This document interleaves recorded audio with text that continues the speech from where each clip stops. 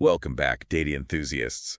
We're diving headfirst into the fascinating, sometimes overwhelming world of enterprise data, That's right. ready to unpack some of its most crucial concepts. We'll Absolutely. break down these complex characteristics in a way that's hopefully clear, engaging, and maybe even a little bit fun. Sounds good to me. So what exactly is enterprise data? Well, think of it as this massive collection of information pulled from every nook and cranny of a company. Okay, I'm picturing like emails and sales transactions and customer info all jumbled up together. Exactly. And way more than that. We're talking about everything from sensor readings on a factory floor to social media interactions, financial data, employee records, you name it. Wow, okay, that's a lot to wrap my head around. How do we even begin to make sense of all that? Well, there are these 5 key characteristics, often called the 5 V's, that help us understand and manage this sea of data. The 5 V's, okay, I'm intrigued. Hit me with them. All right, so we've got volume, variety, velocity, veracity, and value. Okay, I'm already feeling a little overwhelmed, but let's take it one V at a time. Starting with volume. Just how much data are we talking about here? Well, think about all the emails, transactions, sensor readings. It all adds up. We're talking about terabytes, petabytes, even exabytes of data. Okay, I got to stop you right there, because Yeah. honestly, I have no idea what an exabyte even looks like. Well, to put it in perspective, 1 exabyte is like storing every word ever spoken on YouTube twice. Whoa, that's a lot of cat videos. Okay, so we've established enterprise data involves massive, and I mean massive, amounts of information, but it's not all the same kind of information, right? Right, that brings us to our next V, variety. Think of it like a giant data zoo. A data zoo, I love that. Yeah, we've got all these different species of information coexisting. First, we've got structured data. Okay, so that's the organized stuff. Exactly. Neatly arranged in rows and columns like you see in spreadsheets and databases. Think customer names, addresses, order numbers, that kind of thing. Makes sense.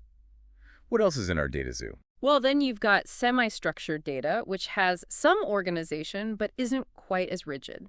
Okay, give me an example of that. Sure, think emails or JSON files, things like that.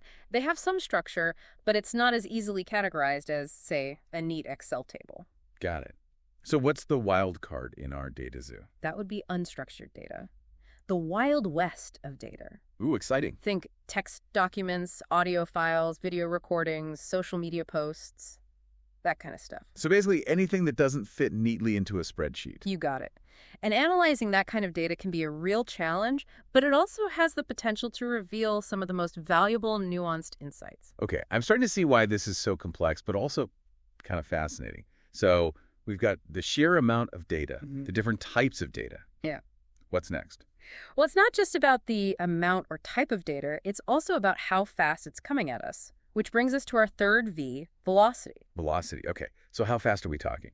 Think of it like trying to drink from a fire hose. Information is constantly streaming in at incredibly high speeds. Wow, I'm getting soaked just thinking about it. Think real-time data from social media, sensor data from a factory floor, or financial transactions zipping around the globe. So how can companies even keep up with all that?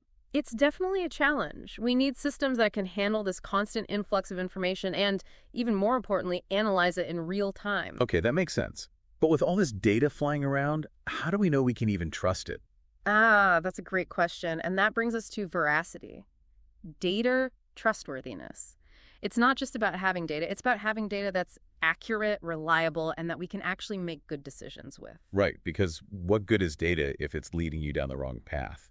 Exactly. Imagine a company using inaccurate customer data to target their marketing campaigns. They could end up wasting a ton of money and alienating potential customers. So veracity is all about ensuring that the data we use is actually trustworthy. That's a good point. It's kind of like garbage in, garbage out, right? Yeah. If you start with bad data, you're not going to end up with anything useful. Okay, so we've got volume, variety, velocity, veracity. And that brings us to our final V, value.